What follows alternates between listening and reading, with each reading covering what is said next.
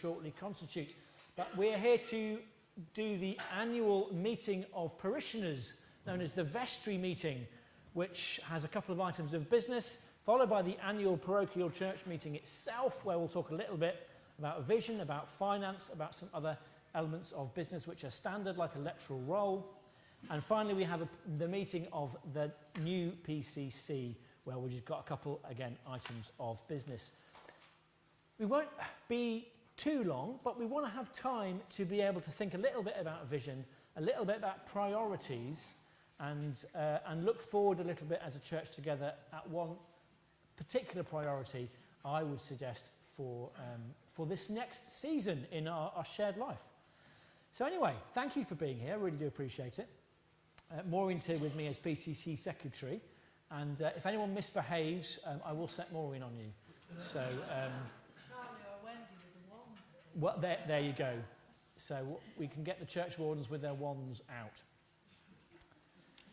So we have an agenda which we're going to whiz through. It's going to sound reasonably procedural as we go, but I do want to start in prayer. I want to just offer this time to God, and I want to just reflect again on some of those words which we heard as part of the services that we've had this morning from Isaiah 43. So Isaiah 43:18, "Do not remember the former things or consider the things of old. I am about to do a new thing. Now it springs forth. Do you not perceive it? I will make a way in the wilderness and rivers in the desert."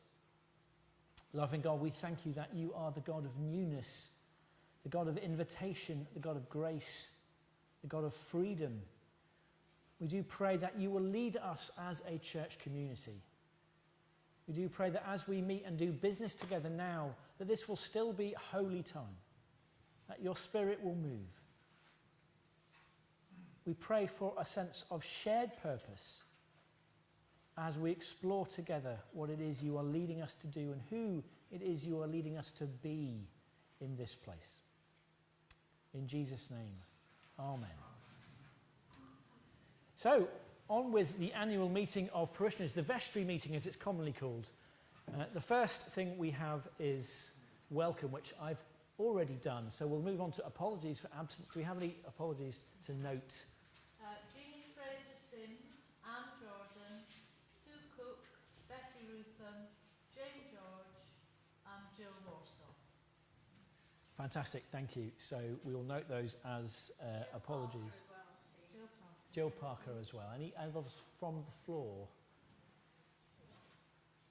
That's great. Thank you. And hopefully you've had a chance, those who have seen, to look at the minutes of the previous APCM. What we'd like to do is obviously just to make sure that those are a true and accurate record of the meeting. So does anyone have any comments or amendations to make to the minutes of the previous APCM? I take it from your silence that you do not. So I'd like to ask someone to propose that we accept those minutes as a true and accurate record. Who would like to propose, who was there, that we can do that? Who was here last time? Hazel will propose that. And anyone want to second that? We'll do it the full procedure. Thank you, Hazel. And Ian will second that. Thank you. And all in favour that we accept those, please stick a mitt in the air. And that is fantastic. Thank you very much. So I will sign those. Fantastic. So then we move on the agenda to opening prayers. Well, we've kind of already done that. So we're going to move on to the main business, the meat of the occasion for the annual meeting of parishioners, which is the election of wardens.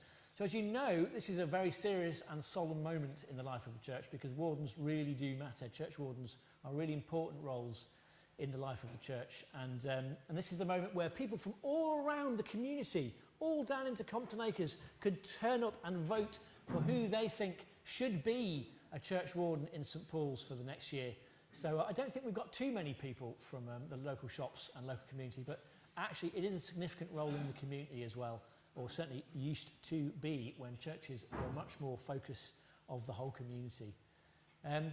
we have got 2 people willing to stand for church warden this year. I'll pass over to Maureen to tell us who they are. Charlie George, proposed by Anne Shepherd and seconded by Bob Aldroyd, and Wendy Pearce, proposed by Bob Aldroyd and seconded by Lynn Liger. Fantastic. Those are the only 2 applications we have, only 2 people standing. So I'd like to ask you to put a hand in the air if you're in favour of those people being duly elected to the office of church warden. That is fantastic. I would like to say that we note therefore they are duly elected. Can we give them a round of applause? Once again, I would like to brag to the world at large about our church warden team.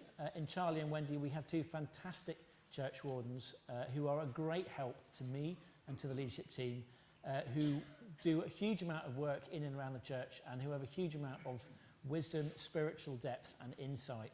I'm just tremendously grateful for everything that you do. So thank you so much. If you think that God is calling you to be a church warden at some point in the future, do not discount it just because you feel I've never done it before or something like that. Do have a word with Charlie or Wendy at some point and ask them what they get out of the post. No, maybe don't ask them that. Maybe ask them or speak to them if you think God might be calling you to be a church warden at some point in the future. But thank you so much to Charlie and Wendy. I really do appreciate your ministry in this place. That concludes the annual meeting of parishioners. Can we give Charlie and Wendy another round of applause, please?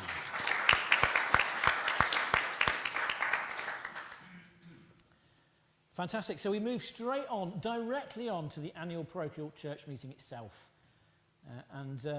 We do have a microphone at hand, I think, for those who wish to ask questions later on in the proceedings. But we're going to have a look through the accounts. We're going to have a little think about vision. But we're also obviously going to do some business beforehand. So under point 1, I'd like to ask the gathering if there are any matters arising that are not covered on the agenda. No, I think we're okay. That's lovely, thank you.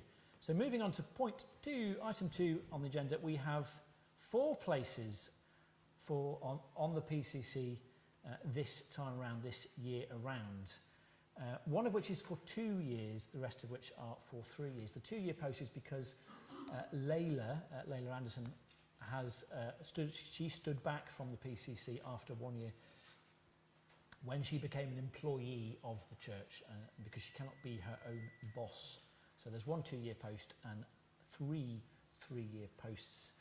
Maureen, do we have any people standing for PCC? We've got 4 nominations.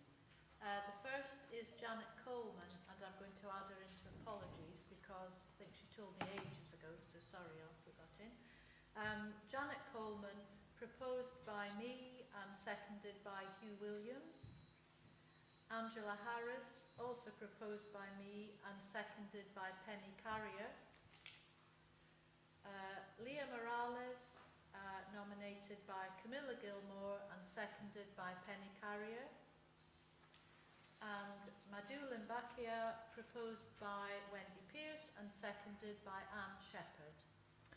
Fantastic. Now, actually, as with the wardens, I didn't say this for the wardens, but as with the wardens, because we have 4 places and we have 4 applications to join the PCC, we don't actually have to elect anyone. We can say that those people are duly appointed. But what I would like to do, I always like to do this, is just to ask for a show of hands for people to say that they are happy to, as it were, elect those people onto the PCC, because I quite like people to see the show of hands that goes up in support of their candidature for PCC. So please do raise a hand if you wish to see those people on PCC. There you go, folks, look around.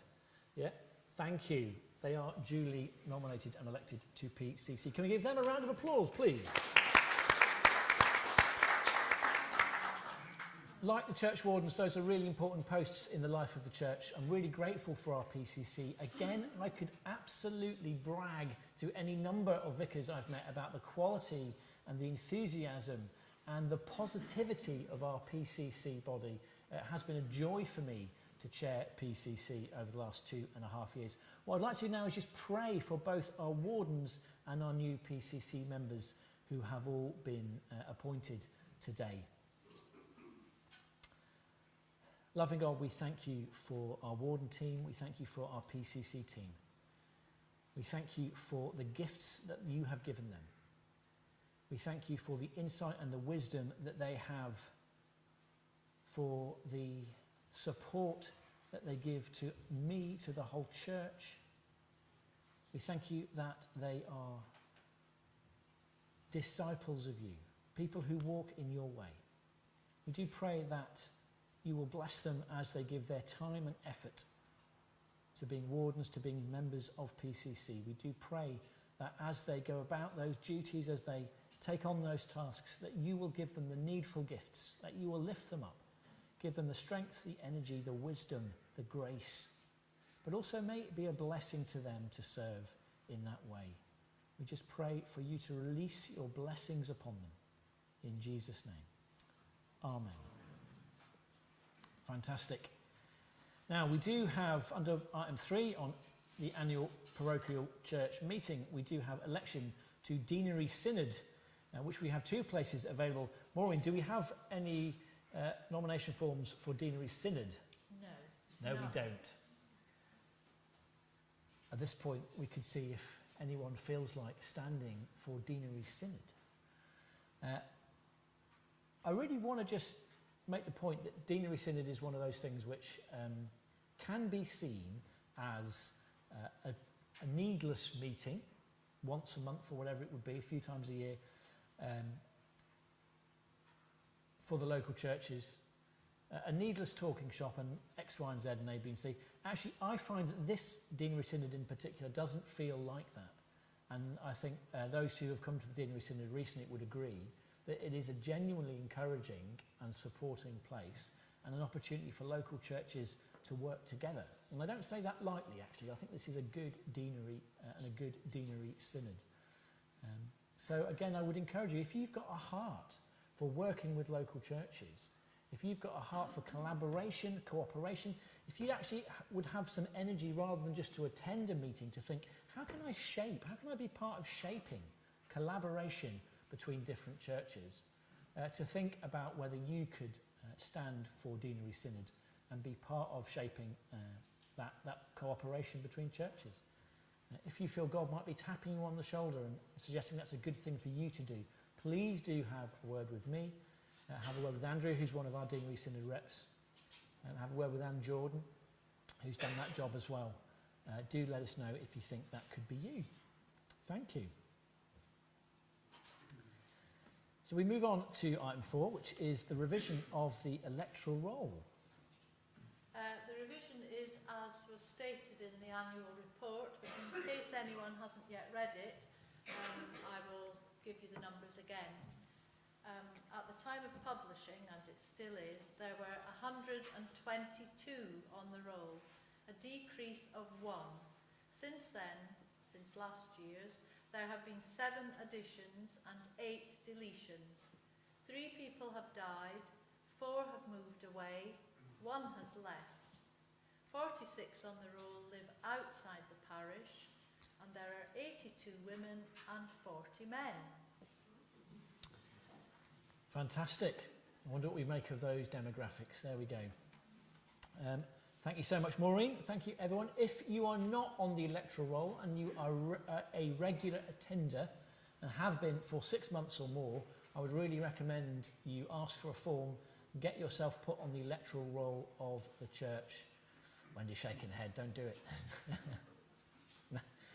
It's a good thing to do, so thank you.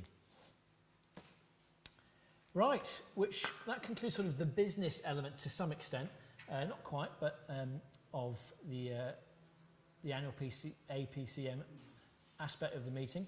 We're going to move on to the annual report now, which is going to include opportunities to ask questions. We're going to look at the accounts. We've got a bit of business to do about the independent examiner and accepting those accounts.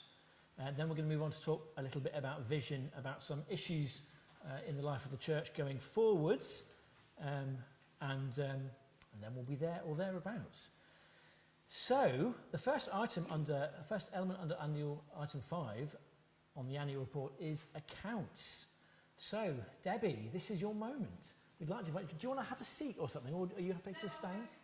Okay, to the lectern. There we go.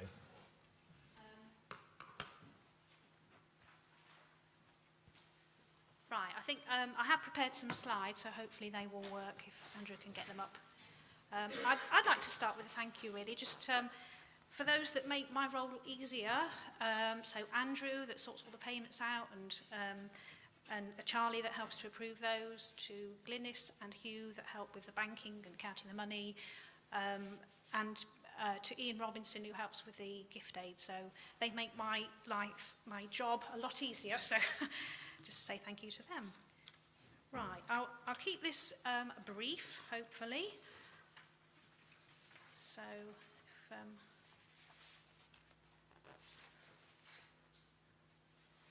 I've got the slides.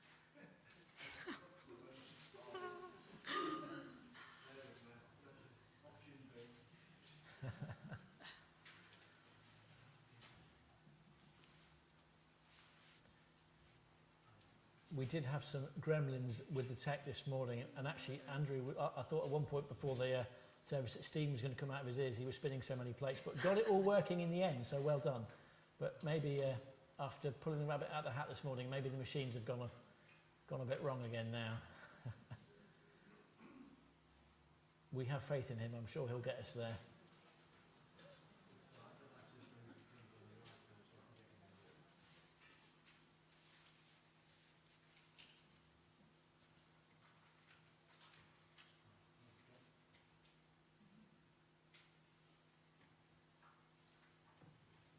There we go. Yay. Fantastic. Right. Thank you. So you'll be pleased to see it's a brief financial summary. The details are obviously all within the annual report. There's lots and lots of pages and lots of numbers, so I've tried to summarise it into a bit more of a understandable form. Okay, so what's on that slide there? That's the total of everything for 2021. So we work on a calendar year, which makes life nice and easy. So we started off with total funds at 1st of January. So that's mainly stuff in the bank and a few other bits and bobs of just over 62,000. Our total receipts for the year were 128.5. And I've just put the main categories of our expenditure down there to give a bit of an overview. So parish share was 66,000. Our giving was just over 6,000, and then salaries and other running costs were just over 50. So that gave us a surplus for the year of 5,788, or just under 6,000, which wasn't what we were expecting, so we've been blessed. So total funds at the end of the year were just under 68,000. So just to kind of, the next slide just tries to sort of make sense of that surplus that we had for the year, which is 5,788. So we've got a whole mishmash of different funds going on. Obviously out of the Children and Young Families Ministry Fund, that's money coming out, which is using up what was already in there. So it's just under 18,000 of cost spent. We had some money coming in, fundraising for the new doors, just over 7,000. And we've had a bit more since, which is good news. We had a balance of the social eating / cafe grant, just over 8,000. Other small bits and bobs, about 1,000. And then we had a general fund surplus of just under 7,000. So the general fund is the everyday stuff, the lettings and the general running costs of the church. They all come into that general fund. So total surplus was 5,788. For the year. So just to kind of explain that general fund surplus a bit. So when we budgeted at the beginning, or just before the beginning of the year, we weren't expecting anything very exciting, probably a break even at best. We've still had a lot of uncertainty around what was going to happen with COVID and people, wanting to rent the premises and all of the other uncertainties that were going on at the time. So as it turned out, the lettings income has been better than expected. and the committed giving a little bit better as well. In terms of the parish share, although we paid the full parish share, it was actually a little bit reduced because we had something called the Parish Share Support Fund, which basically the diocese said you can have some money off your parish share for this year, spread it across the diocese, so we didn't end up having to pay as much as we thought, so that all helped. Just for a bit of context, in the previous year we had a general fund deficit, so a shortfall of 5,500, so we've effectively sort of made that back up again in 2021. So the next slide is an attempt really just to kind of break down what we had at the year end into two main categories. So we've got the Unrestricted Fund, which does include the balance of the CYFM fund, but that's just under 40,000. And then we've got the Restricted Fund, so that's all the things that have come in which have been earmarked by the person or the organisation that's given them to a specific thing. So for instance, the grant that we've had for the Social Eating Cafe Fund, that needs to be spent on that. We can't use it on anything else. So that stood at about 28,000 at the year end. And the next slide gives a little bit more of a breakdown of that. So we've got a bit more breakdown there. So on the unrestricted funds, we've got the general fund, 26,500, and then the balance of the CYFM fund of about 12. And then in the restricted fund, there's all sorts of little bits and bobs and pots, as you'll probably see if you got that far in the accounts in the annual report. But the bulk of that is comprised of the Refurbishment Fund, which is basically the door fund, which stood at just over 11,000 at the year end, and a balance on the cafe and social eating grant that we've had, which was just over 8,000 at that point. So those are the kind of the big items within there. So just looking forward now to current year 2022. So we've put together a budget within the finance team, and that is expecting a deficit of 3,000. There's a few reasons for that. One of them is mainly that the committed giving has reduced for all kinds of reasons. People have died, left the church, had difficult financial circumstances. So as it stands at the moment, just assuming that the giving that we've got at the moment carries on at the same level, we'd have a reduction of about 6,000 for the year. For the parish share, we've budgeted or bidded, if that's the right word, again similar to what we did the year before, so 62,000. As it was, we ended up paying the full share last year, which was 66. If we paid the full share, that would be 69,000. So that is quite a stretch. It's a long-term concern, really, if we don't pay the full share. To date, we have managed it, but there might be some concerns as to how things would go in terms of having a vicar here and all sorts of other issues if we get into a position where we're not meeting full share. But as it stands at the moment, we've sort of prudently budgeted a 62,000 parish share. If we were to pay the full share, that would put us in a deficit. So we already got an expected deficit of 3. If we were to pay another 7, that would put us into a deficit of 10, which is not really a position that we would be comfortable with. So we'll have potentially some difficult decisions to make later in the year, but we shall see how that goes. Again, part of the deficit is due to the increased maintenance costs. We've had, we've been obviously slowly working through a lot of those things, having new windows put in, etc. But they're all essential items that have been picked up when we had the quintennial inspection a few years ago. So those need to be done. So we had a surplus brought forward, which was about 26. So once we've covered off the deficit of 3, that leaves us with about 23. Our minimum general fund reserves policy, as I noted at the bottom, is that we need to keep 12,000 in the bank. So that's just to cover general overheads, etc. And we are obliged to have a reserves policy as trustees, which the PCC are. So we need to be mindful of that. So in terms of what we could do with the surplus that we've got, as I've noted, you know, if we were to top up the parish share, that's going to use potentially 7,000. We might need to bridge the gap for the CYFM role, depending on the timings and what happens with that. So a few decisions to be made later in the year. So that is all I had to present this morning. If anybody has any questions, I will endeavour to answer them either now or at a later time, depending on what they are. Hopefully that wasn't too boring. Questions, folks? Do we have Charlie's on hand with the microphone? We're good.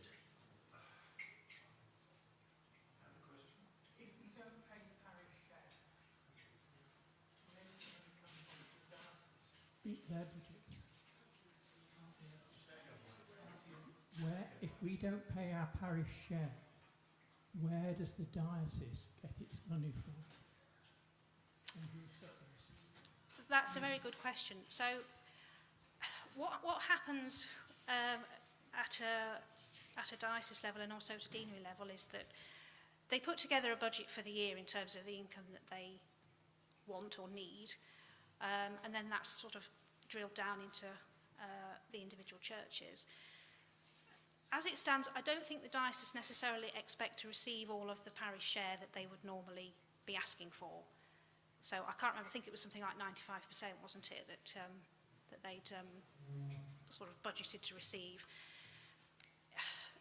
Effectively, a lot of other churches are not necessarily paying their full share,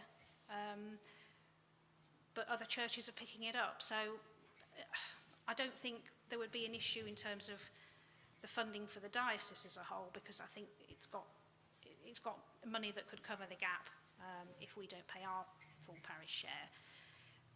More of a serious issue is how that would be viewed in terms of our commitment and, for instance, whether we would be able to effectively fund having a vicar on a longer term basis if we can't meet our full share.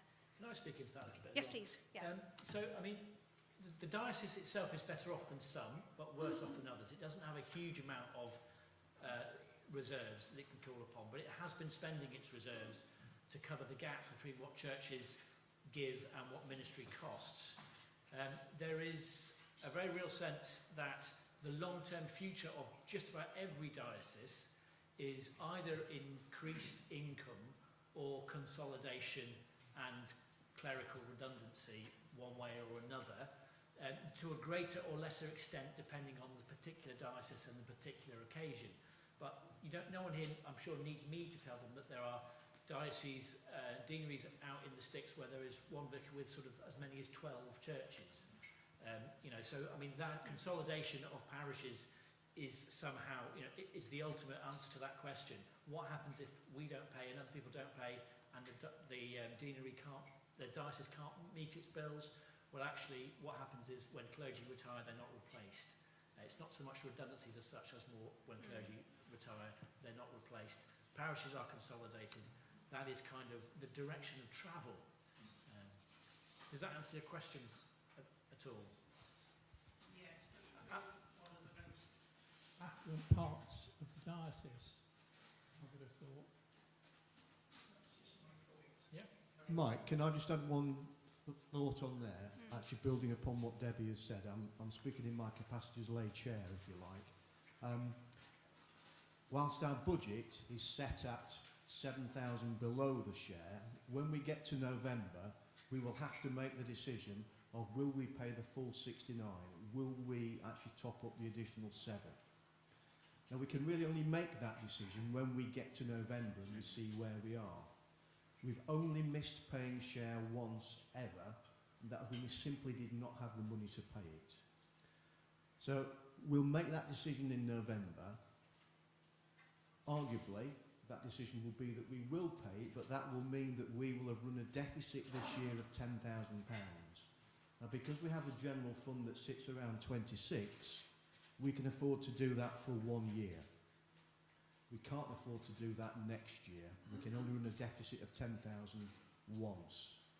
So I expect to answer your question, Mike, that if PCC vote for it, that we will pay the full share in November.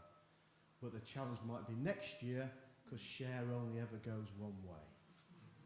Okay. I don't really want to get into a debate about share, because it will lead us down a rabbit hole that won't get us anywhere. Okay.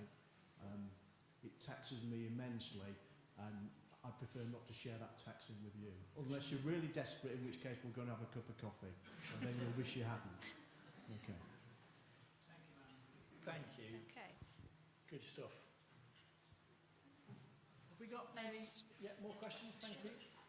Recently, we've had 2 special appeals. Oh, right. Okay. Recently, we've had 2 special appeals. One's for the doors, Yeah. and the other for Penny's future. Yeah. Have we got an update on how they've gone or are going? I can. Yes. Yeah, we have. Yes. I'll yeah, do the yeah, doors Yeah. because it's sort of my responsibility. Yeah. We have all the money we need for the doors.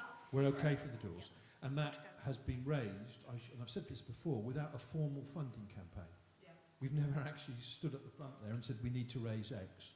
It's just been raised by various people in a variety of ways. It's been fantastic. I'll let Debbie deal with the other part. Well, I'm not sure either. The second one about Penny's role is obviously that's only been sort of come into play recently, so I don't have any comment about it now, but that is on the agenda later on, so perhaps we can sort of carry it forward to then. Andrew?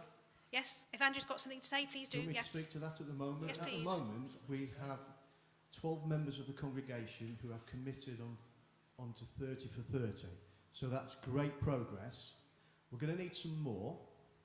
I'm going to let Tim talk about something that is separate from the congregation a little bit later. So we're actually quite a way on the way, but we aren't there yet. Okay. Thanks.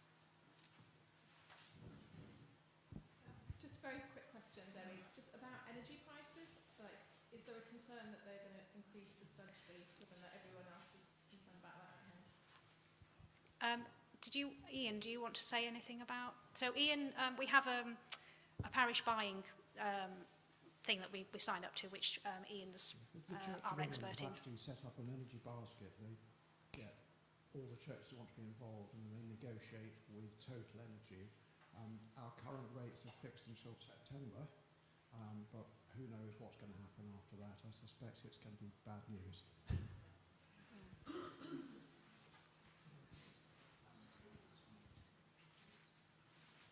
Any other questions, folks, on the accounts? Have we got any hands in the air? No? That's fantastic. Thank you. If you do have any other questions, if something comes to your mind later on that you wish you said, you can ask Debbie or myself via email, no problem at all, or tap us on the shoulder afterwards. Do ask your question. Thank you. Okay. Debbie, can I just say, did you want to go on? Sorry. No, that's fine. No, I know there's a few other bits we need to approve the accounts, etc. Indeed, yeah. I can go sit down for that bit. Coming on to that, indeed you can. But I want to say just personally, a massive thank you to Debbie for all you do. You're a fantastic treasurer. I really do mean that. And I'm just tremendously grateful for the time and the effort you give to the church. And you're a faithful, faith-filled treasurer as well. And faith and looking after the money don't often go together in the church, as I was saying. But we have done this. So thank you, Debbie, for all you do. Thank you. Thank you. It's a pleasure. And as I've already said, you know, there are a lot of people that help on the financial side. So many thanks to them as well. Brilliant. All right. Can we give Debbie a little round of applause, please?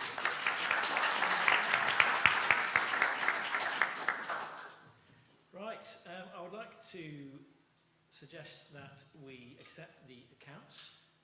If you've had a good chance to look at them, hopefully everyone has. Can I ask someone to propose that we accept the accounts? Thank you very much, Carol. And someone to second, Camilla? That would be fantastic. And all in favour of accepting the accounts as offered? Thank you very much. Fantastic. Any against? I'm sure not, but I'll look around. No, that's fantastic. Thank you so much. So we now, under point 3, under 5 want to appoint our independent examiner, Maureen. Well, I'm assuming it's Eddie George again, is it? Yeah, I don't excellent. think I usually do this. No, I'm sorry, I just... Our independent examiner there is Eddie George.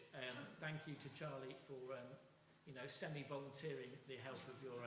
nothing to do with him, he says. Andrew. So, Eddie was great last time and has helped us out with the accounts, and it's great to have someone in that role who is a friend of the church as well. So, can someone please propose that we appoint Eddie George as our independent examiner? Hugh, and maybe Hazel to second. And all in favour, please raise a hand. Thank you. Any against or abstentions? No, that's lovely. Thank you so much. Eddie is appointed as our independent examiner. Thanks, Eddie. So at this point, have we got any other questions that people want to raise? There's an opportunity to ask questions again later on. Any other questions about the annual report, folks, at this point? No? Okay, excellent. Thank you. We're now going to move on then to item number 6, which is vision. And I'm going to do things maybe in a slightly odd order. I'm going to ask for some questions first. Before I move on to a little presentation about vision, just want to ask some questions about how we're feeling about things going forward. I want to mention the common cup, I want to mention the peace, and I want to mention ventilation, because we're all sitting here shivering.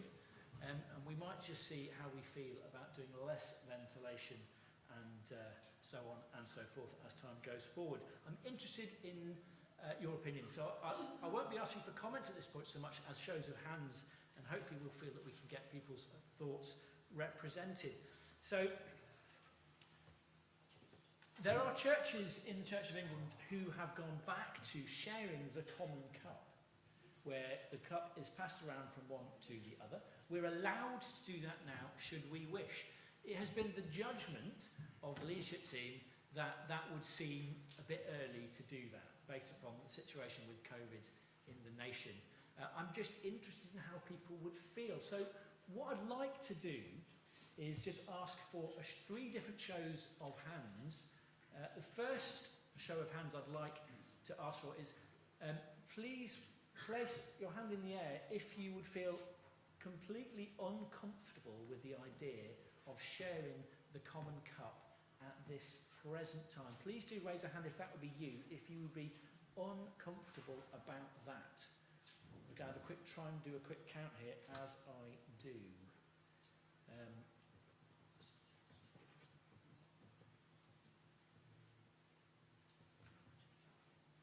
Thank you. I've got a rough number of heads. Please lift your hand if you would be actually very relaxed, quite comfortable about going back to sharing the common cup. Please do raise a hand. How many people would admit to that? We've got a few. Thank you, that's very helpful. And everybody else raise a hand. You'll clearly maybe have some reservations, the rest of you. Is that fair to say? But you're not quite sure how you would feel. Thank you, that's actually really helpful. I think what we're going to do is we're going to try and keep reviewing that situation. I think while things are as they are, we will continue to dip the wafer into the wine as probably a decent compromise. I won't go into a big long spiel about the theology of the communion service, about Eucharist. The words that we say when we say we are one body because we share one bread, we're one body, we share one cup. But there is something there which is of value that I would really encourage us to expect to move back to at some point. I don't want to be in a position where we think, well, we'll never ever go back to sharing the common cup. But I think for myself personally, it feels very, very... It would feel too soon, I think, with the numbers as they are. So that's something I want to keep going back to. It is a crucial part of what we do in some respects, pun intended, crucial part of what we do. There may be ways forward in the future which don't involve that. We'll see what the bishops decide when they rule on other alternative methods. but I would want at this point to hold out the expectation that at some point we will journey back to sharing the common cup. Fair enough, not right now. Excellent, let's move on to the peace. So we've been sharing the peace in a few different ways as we have been going through a communion service, and I'm interested in doing a similar exercise again. One of the things that I've been aware of as we've gone away from the, shall we call it, the mob approach to sharing the peace, when everyone walks around and grasps each other's hands, is that there's been a lot of people have said over a long number of years that that is not a very easy thing for various different, shall we say, groups of people. Not everyone likes having someone come bouncing up to them and thrusting their hand in front of them or giving them a big hug. That is not easy for certain people. I won't go into the ins and outs of that, but trust me, that's a serious issue for churches to consider. How you make the peace something that is appropriate and safe for all sorts of different people. So I don't think we're at the point yet where we're going to say we're going to go back to exactly as we were before.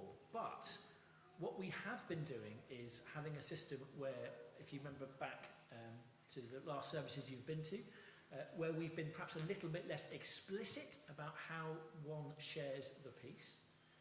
What we'd like to do is, I think, to have a sense of how people were feeling about sharing the peace. So again, if I can ask you to put a hand up, if you would be very uncomfortable with going back to shaking hands during the peace. Would you like to stick a hand in the air if you would be very uncomfortable with going back to shaking hands during the peace? Okay, we've got a hand in the air over there. And again, we've got a few hands, thank you. If you would feel actually really comfortable with shaking hands during the peace at this current time, please do raise a hand now. Yep. When you say shaking hands, Yep. you mean going around and shaking hands and possibly giving up? Thank you, good clarification. Or do you mean actually shaking hands with the people? Thank you, Ros. That's a useful clarification. No, actually, I was really talking in the context of as we did before. Thank you. So that, yes, absolutely, offering the people the opportunity to move around church at their freedom and to offer a hand to all they wish to offer a hand to. Who would be comfortable with that? Please raise a hand if you would like to say, I would be very comfortable, very relaxed about that. Okay. Thank you. That's, so just yep. my sake as well, when you say comfortable, that means, is that preference or lack of objection? So those are two different things. Lack of objection, I'll say more in a moment. Yeah, thank you. Lack of objection, absolutely. As I hinted at, the peace has long been an area of some, shall we say, just difficulty for some people. So I think it's fair to say that what we'd like to do going forward is to have the understanding, absolutely, that actually if it's not your preference to do that, that there's no expectation that you would do that. If it's not your preference to receive a handshake, that there would be no pressure to receive a handshake. Bob's got his hand up. Bob, do you want to? Could you ask whether people would be comfortable with shaking hands with people close to them? Yeah, we could ask that. Rather than walking around is one extreme. Yeah. And doing nothing is the other. But your neighbour. Yeah. Nearest neighbour. Okay, shall we just do a show of hands for what Bob's been talking about? So Bob's been suggesting, what about we see people's opinion on the idea of offering a hand to those in your immediate area? Please raise a hand if you think that would be useful at this point or a good way of holding things. We have lots of hands going up. Excellent. There's something else that we could think about. What? So you're saying people don't want to shake hands. There needs some sort of idea, some simple gesture, something to say, well, peace, I can give you peace. I'll put my hands to you, but I don't want to physically contact. Indeed, thank you. And that's what we do at the moment. Absolutely. So, indeed. So, what we've been doing at the moment is inviting people to offer a sign of peace by offering hands out like that or something like that as you see fit. Sometimes we've talked about praying hands. We've talked about open hands like that to symbolise that offering of peace. Thank you. That's actually really useful. What we'll do almost certainly is something that's in the middle ground. And we'll think about that and we'll keep coming back to these discussions But what we'd like to do is give people the opportunity to offer that piece in a way which doesn't exclude those people who have always felt excluded by the piece. What we'd like to do is go actually forward into something better than we did before, if you see what I mean. Something more inclusive and easier for the majority. Thank you, that's a useful conversation. Excellent. I do want to ask another question about ventilation. It's very cold in here now. I would like to ask, hands up if you feel very comfortable with closing the windows in church when we meet. Hands up for comfortable with closing the windows in church when we meet. We have...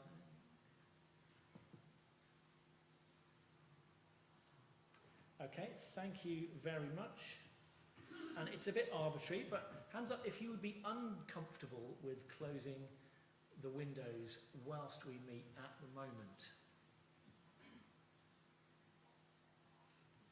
Okay, thank you, that's really helpful. Yep. Just say which windows we're talking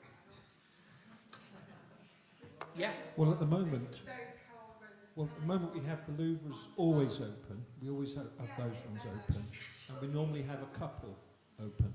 You can't win because a couple of weeks ago it was nice and warm, and nobody would have complained. You just have to take. My view is you took the rough with the smooth, if you like. But when we have a large gathering, we feel that those should be open. But you're quite right. It does make it a lot colder. That's the consequence. What? Put a coat on? Yes, I could put a coat on. Thank you. What I'd like to just invite your trust with is that we do chat about these things regularly with the leadership team. We meet once a week, and these things do come up all the time. So we'll keep on looking at these things. We'll try and find ways forward which hopefully make us feel as comfortable as we possibly can, whilst trying to keep people feeling safe as well. We can't please everybody. We're aware of that. So I want to actually at this point just thank you, all of you, for your patience. Thank you for your forbearance. Thank you for bearing with each other through some of these, difficult things. It is properly cold in here right now. So thank you so much for bearing with each other. I really do appreciate it. Tim, do you want to briefly mention about face coverings, or shall I do that? I mean, the issue around face coverings is an interesting one, because that's another issue.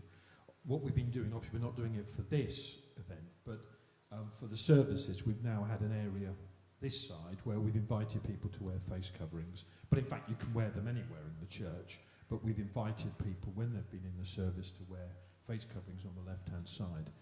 I think we do need to be respectful of people's concerns about wearing face coverings. They've not gone. Some of us don't want to wear them, I get that.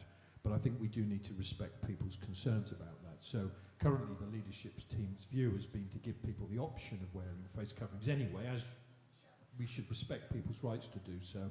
And at the moment still to have, if you like, this left-hand section allocated those people who would want to continue to wear face coverings. And I think that's, my view is, I don't know what Tim wants to say, my view is that we should continue that for the immediate future.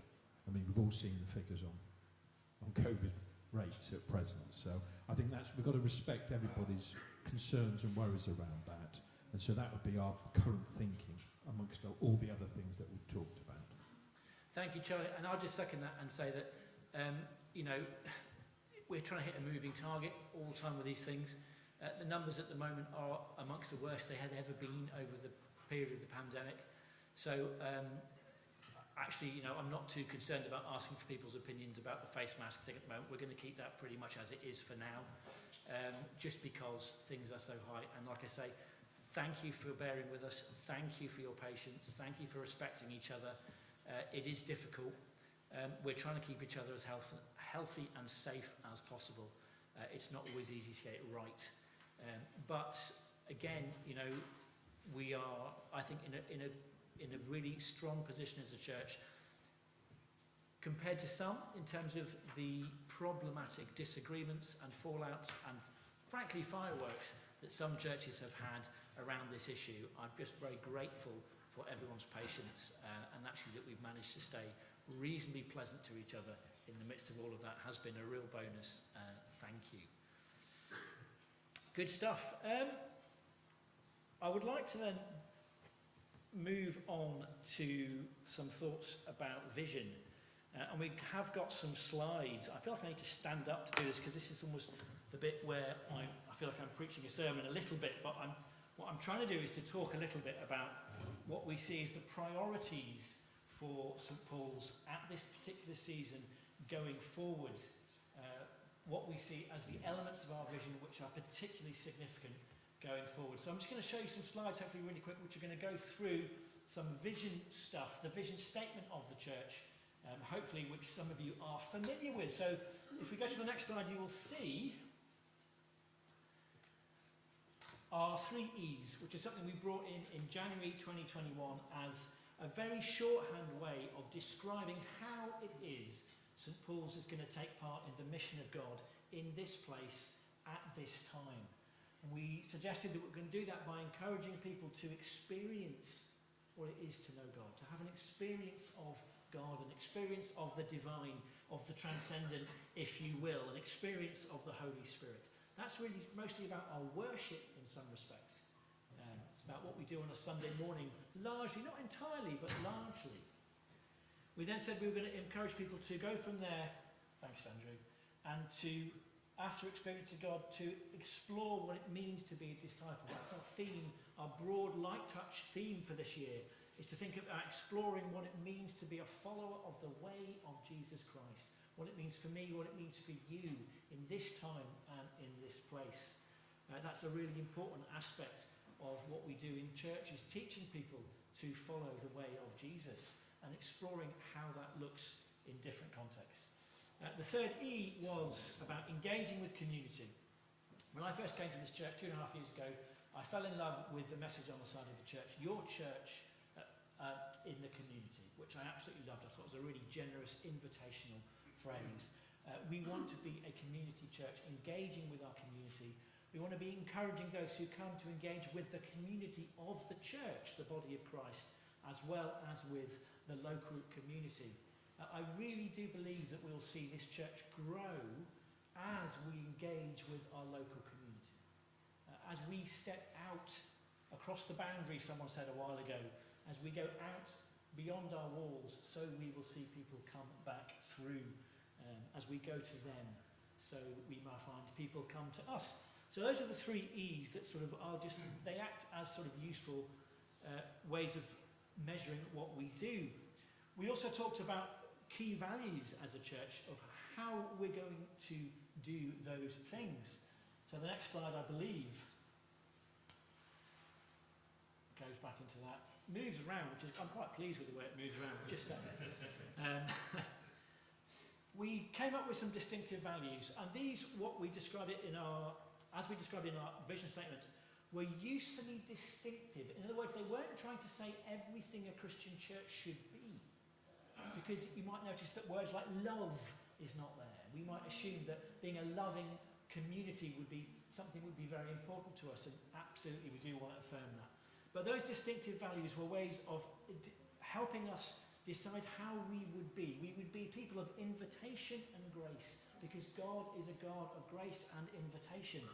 We'd be people of generosity and celebration, because we want to be perceived as a generous presence in our community. We'd like people to walk past the church and go, oh yeah, that's the church which gives, not the church which just takes. We're whizzing through some slides now. Are they auto-playing there or something? You're now sharp. How much can I catch it with you? Oh, right. I hadn't got to those yet, don't worry. It's fine. I'll get to those now. As you can see what's happening. So there are ways of describing how we are going to be as a church. You know, we are invitational. We are inviting because we are St Paul's. It's one of the things that people see in us. That we are gracious because we are St Paul's. It's one of the things that people experience when they come to St Paul's. That we are generous because we are St Paul's. It's one of the ways that we are in our community and amongst ourselves. That we are celebratory, you should say. We celebrate because we are St Paul's. The practice of celebration is something that is important to a church community. Look at the second half of Deuteronomy 14 and see what it tells you to do with the tithe, The practice of celebration is important to a church community. And if we go on, we include the practice of inclusion. St. Paul's has signed up to the signposting organisation known as Inclusive Church, because we want to include all sorts of different groups of people and be known as a church which includes all sorts of different groups of people, because that is who we are. We are St. Paul's. And finally, we safeguard. Inclusion and safety go together. This needs to be a safe place for people. It needs to be a key value, and that's something which Anne Shepherd really helped us with in her capacity as parish safeguarding officer. So thank you, Anne. That's something which affects our processes and our procedures through church. So which of those do I think is most important for us to be concentrating on at the moment? I think it's invitation, as the slide was showing. Why do I think it's invitation? Why do I think looking forward that invitation is a priority for us as a church? Well, it goes together with the cafe and the social eating. It goes together with our outreach. It goes together with the Love, Joy, Peace course. And what I think we really need to see as we go forward is a season of invitation, where we get used to the practice of inviting people to join with us. As we go to them, so we invite them to come to us, to join in with the cafe, to join in with the social eating, to join in with the Love, Joy, Peace course, which is our meditation course. I have had, since the cafe opened, so many conversations with people about spirituality, about faith, that I would not have had if the cafe hadn't been open. Since we've had 2 social eating events, in those social eating events, we've had one which was mostly focused on this church, a community, which we will do again and again. We had one just on Friday, which we deliberately focused at people outside the church, just a small event. We had 14 people join us, none of whom were from the St. Paul's Church community. I had so many conversations about faith and about spirituality. It was fantastic. We don't just have a cafe because we want to serve good coffee. We don't plan to do social eatings because we want to serve good food. What we want to be doing is sharing something of what God has done for us, what God has done for us as a church with the community, inviting people to come and experience, to explore, and to engage. And what I would love us to have as a church community is a strong pathway of invitation, where we got really good at inviting people to come and explore faith through the cafe, through social eating, through your contacts, through my contacts. Now, this doesn't necessarily have to be something that you personally need to panic about. I am not going to stand here and say, I want you to go to all of your friends and say, you need to come to this church, you need to come to do this because blah, blah, blah, blah. But what I want us to build up is a strong sense that we have things we can invite people to, that we can do so openly and confidently rather than somewhat embarrassingly because we fear that the church has got a strong agenda about trying to get people in rather than to bless people. So all of those values we just looked at, a lot of them are about giving out rather than getting in. And I want us to have a strong sense of invitation, which is about giving out rather than getting in. If we look at the next slide. I have come so you may have life and have it in abundance, words we just heard in some of our services today. Jesus brings life in fullness for people. If we believe that, we should be confident to invite people to come and experience something of abundant life through Jesus. Do you believe that Jesus comes to bring life in fullness for you and for others? I hope so. I want to encourage you to believe that. That Jesus invites us into experience of life in abundance, life without limits, life full of freedom. Let's invite people to experience that. Let's be confident that we can invite people in to experience that sense of abundance. The next slide says, a very famous verse, for God so loved the world that he gave his only son, that whoever believes in him may not die but have eternal life. We are inviting people into eternal hope.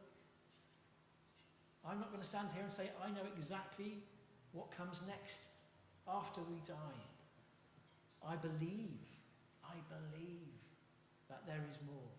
I believe that there is eternal hope. I will believe I will see those people again. The people outside in that community need eternal hope. They need abundant life and they need eternal hope. And they need people to invite them to come and explore it, experience it, engage with it. We should be unashamed of inviting people to come and explore faith. Because people need life in its fullness and they need eternal hope. Now, what we'd like to do is create a pathway of invitations. If we go to the next slide. This is not something which, like I say, I'm going to lean on anyone in particular to be saying anything in particular about. But the diocese is leaning on us to do this. We have a growing disciples plan. This is something which the diocese helps us do, asks us to do, insists we do if we're going to get funding from the diocese.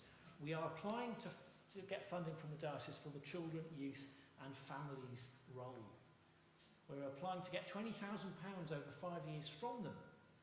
We're actually applying to get more than that because there's other pots that we can apply for on an annual basis.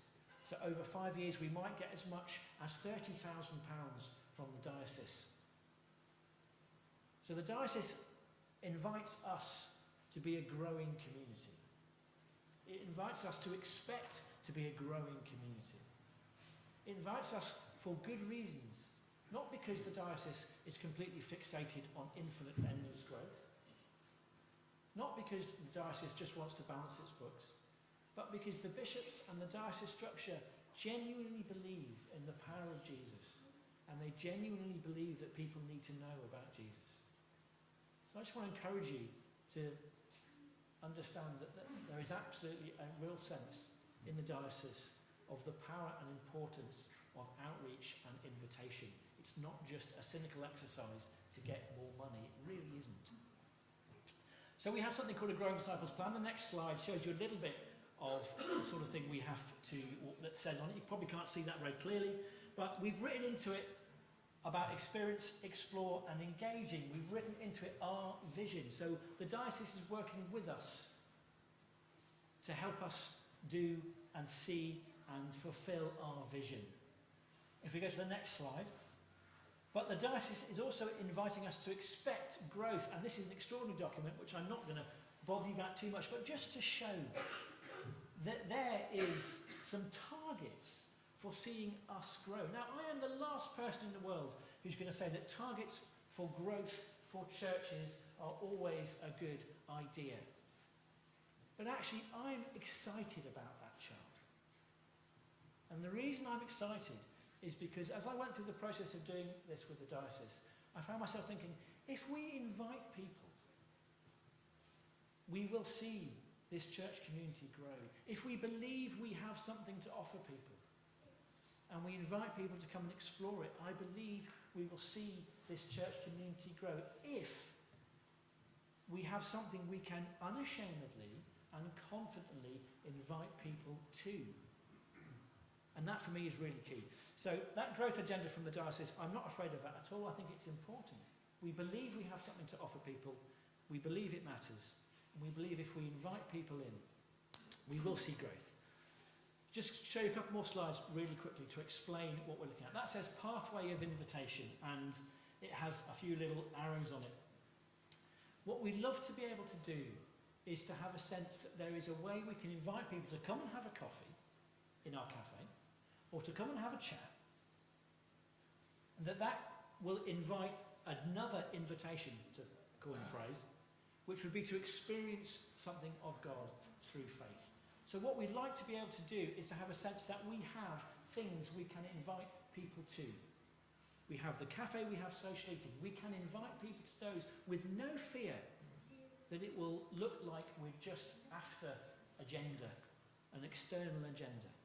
We can invite people to those things because we believe that we have something to offer them. So I want to encourage people when the cafe's up and running properly to come to the cafe. I want to encourage you when the social eating gets more and more regular to come to those social eatings events and to think about who you can invite, because it's good. And then from that, we as a church want to be making an invitation. This doesn't have to be you. This has to be the church through communication, through me, through other people. We want to be making an invitation to come and explore faith. And the way we see that invitation being at the moment is particularly going to be about the language of meditation, the language of Christian spirituality, the love, joy, peace course. This is an invitation we haven't even started making clear yet. When I've had conversations with people in the cafe, in social eating, I've said, we're thinking about inviting people to explore the Christian faith through meditation. Would you like to come on a Christian meditation event? Oh yeah, I would love to. So many people have responded, oh yeah, we'd love to. That sounds great. I'd love to come and find out what it is like to be a Christian. I'd love to come and find out what it is like to experience the peace that Christians experience, and so on and so forth. That is an invitation that we're going to try and really make clear at the cafe, through flyers, through some graphics we'll get on the walls, but through conversation as well. It's an invitation that we want to make through our social eating events. It's an invitation that we really believe in, and I think can actually be really positive, to see people come into an experience of the Christian faith, to explore what it means for them to be a disciple and to engage with community. What we'd like to have a clear sense is there's a way to meet people where they are, that there's a way to invite them into something else, which will not feel really arbitrary and really difficult for them to come to, but which is something of generosity and something of joy. So I really think it's important that this is a season of invitation. Like I say, I don't think that's something that you personally necessarily have to worry about. It's something that as a church we want to be able to say and be confident about. But we really do believe if we make that invitation clear, we can see people come to faith in Jesus.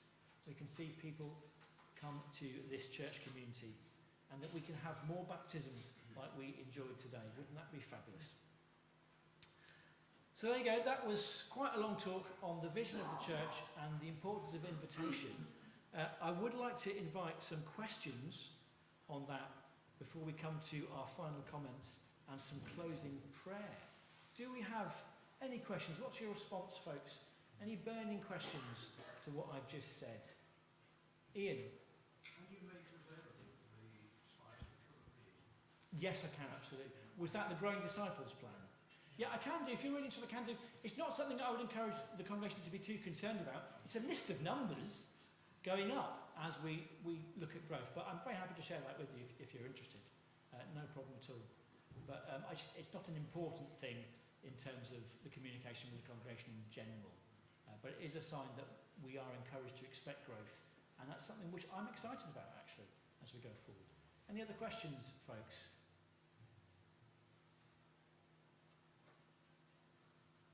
I might encourage you, when you can, to come to the cafe, get a coffee.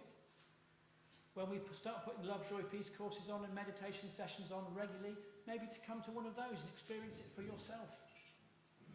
And actually love everyone in the church, really, to have experienced something of that approach. So you can say to people, do you know, yeah, I went on a meditation session, it was great. Come along and experience what it might be like to know the love of God. And so on and so forth. Thank you, that's fantastic. Really that takes us right up to the final point of point 6, which is to say that the other priority I want to mention is financing the children, youth and families ministry. All of that paperwork you saw from the Diocese, the Growing Disciples plan, is fundamentally about enabling us to apply for diocesan support. Like I said, as much as £30,000 over the next 5 years. That's really important. We really think that it's a priority that we keep children, youth and families ministry supported at the church, which is why we've asked people to put their hand in their pocket, if they can, to do a targeted ask for 30 people to support that ministry. We would imagine as we go forward that those 30 people might change, that people might come and go, that those who get the benefit of that ministry might say, yeah, my kids go to that group, I want to support that ministry. what we'd love to be able to do is to imagine that we care enough about children, youth and families ministry in this church to do an extra amount of giving which supports that ministry, to raise £10,000 a year to keep that ministry going. As you've heard already, we are getting there. We are roughly halfway, I would suggest. I can let you know some good news, which is that Penny's work she's been doing with Jessie Gray School, which has been a great gift to them, has encouraged Jessie Gray to contribute towards that target as well. So Jessie Gray School will be paying over £3,000 next year into that pot as well, which is a testament to Penny's tireless work and giving nature and the amount of brilliant work she's been doing with Jessie Gray School. So actually that's a great link with the community anyway. We have gone out into the community and they've come to us with an open checkbook. It's been absolutely fantastic. So we have so much to be hopeful about. I would really encourage you, if you're not sure whether you can be part of that 30 for 30 because money is tight, if you could give a bit less, that would still be really useful. Crikey, if you've got £2 a month you could give towards that, it would be useful. If you are passionate and excited about the children, youth and families ministry and want to see it go on and could give more, well, of course, that would be fantastic. If you've got a lump sum you could give but don't want to commit to monthly giving, yes, please, of course. The 30 for 30 is just a target, really, to help us see the size of the goal and to walk towards it. Please do give in any way that you can if you feel that you would like to give towards the children, youth and families ministry. Thank you. So that brings us up to final comments, really, and I'm not going to say much more about this. I would just like to say, from the bottom of my heart, thank you to you all. This is a fantastic church. Did you know that? You are a fantastic group of people. And I'm not going to go into a big long spiel about why, but trust me, there are some churches around here where there is a lot of division, a lot of difficulty, but I honestly think that we have a great bunch of people who are committed to being a broad and deep and loving presence, faithful presence in this community, and I'm tremendously grateful for you all, and I'm tremendously proud to be your vicar. So thank you so much. Can I invite a little round of applause for the community of St Paul's? I honestly think we have an exciting time in front of us as we learn as a church to make that invitation and as we see people come in. Watch this space. That leads us on to closing prayer. Thank you so much Tim, before you do a closing prayer, we've been doing lots of thank yous, but I think it's appropriate that we thank you. Oh, okay. For all that you do. It's fair to say that in your early period here, you had your hands tied behind your back with COVID and the pandemic, and all that meant to disrupting the life of the church. And with great enthusiasm and looking forward, we pressed on. We found ways to keep this church going, and now we're obviously moving towards a more normal state of affairs. But I'd like to thank you on behalf of everyone here and the wider church for all that you do, for your can-do approach, which is interesting for this particular church warden, who can always think of reasons why we shouldn't be doing things, as opposed to why we should. And it's been an interesting push-pull thing, but it's been entertaining, fulfilling, and from a spiritual point of view as well, for this particular church warden, rewarding as well. So on behalf of everyone here, it's only right that we thank you with a round of applause for all that you do for us. Thank you, Tim.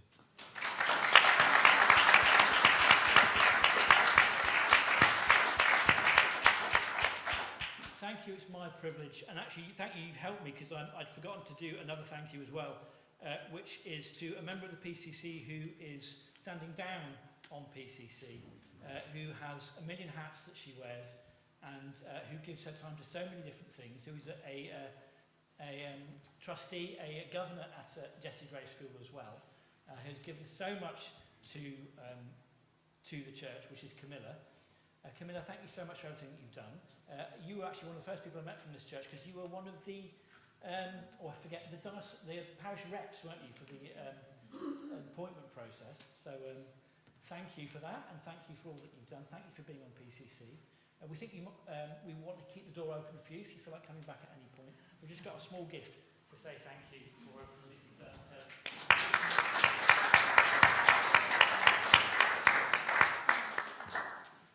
thank you for your time and patience. Let's close in prayer before we move on to the first meeting of the new PCC, and everybody else gets to go. So, loving God, we thank you for your love for us. We thank you that you gave your Son to give us life. We thank you that you offer us life in fullness, that you promise us eternal hope.